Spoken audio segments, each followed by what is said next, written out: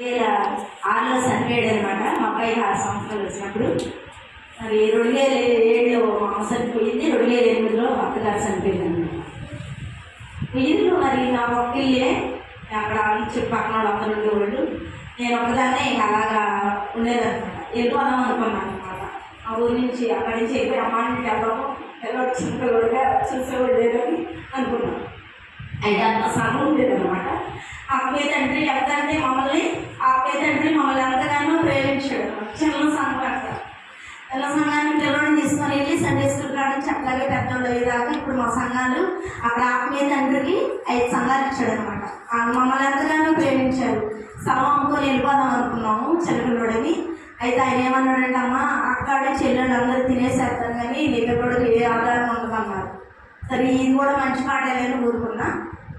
2016లో ఇల్లు కలిపోయింది అనమాట.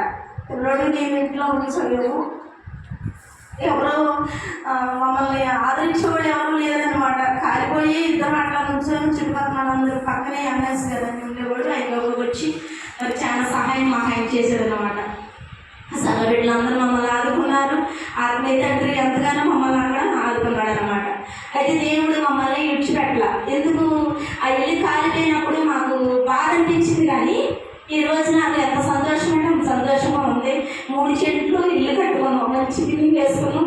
మరి బాగా చక్కగా దేవుడు ఇచ్చాడు అనమాట. నా సొంత నేనం కాదు, నా సొంత ఆలోచన కాదు.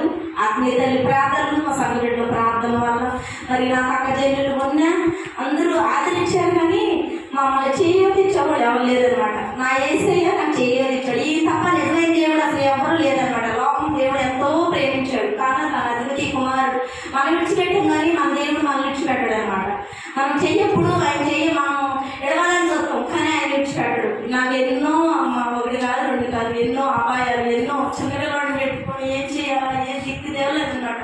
అలాంటి స్థితిలో నా దేవుడు గొప్ప దేవుడు, సజీవ తండ్రి, ఏసే తప్ప మరొక దేవుడు నిజమే ఎక్కడైనా సాక్ష్యం అది. అయితే ఒకటి నాకు కొంచెం కళ్ళు కనబడదు అనమాట.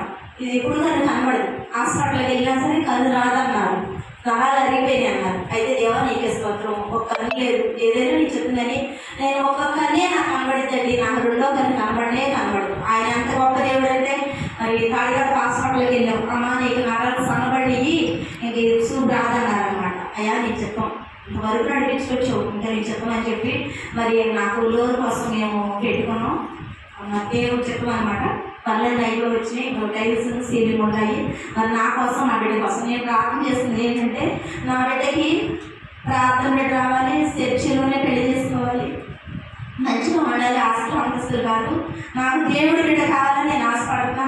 మరి ఆత్మీయ తండ్రిని, తల్లిని, మీరు వచ్చిన బిడ్డలందరూ కూడా నా కుటుంబం కోసం ప్రార్థన చేయండి.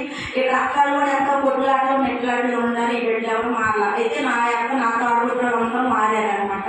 ఇక్కడ మా రక్త సముద్రం మారలేదు. మరి నా సాక్ష్యంలో మన ఆత్మీయ తండ్రి మరీ కోరుకున్నాను. మరొకసారి నాకు దేవుడు అవకాశం వస్తే ఇక్కడ ఒక సాక్షి ఇంకా అద్భుతమైన కార్యంలో నేను ఇక్కడ నిలబడాలని నా కోసం నాకు ఒక బిడ్డే, మా బిడ్డలో ఒక్క బిడ్డ ఇచ్చాడు దేవుడు. ఆయన పిల్లడు 6 సంవత్సరం ఉన్నాను, ఆయన చనిపోయాడు. ఇక నేను ఏ ఆశలు కోరుకోలేవు. నా దేవుడు నేను నమ్ముకున్నా. నా దేవుడు ఆయన ఎప్పుడు చెప్పలేదనమాట.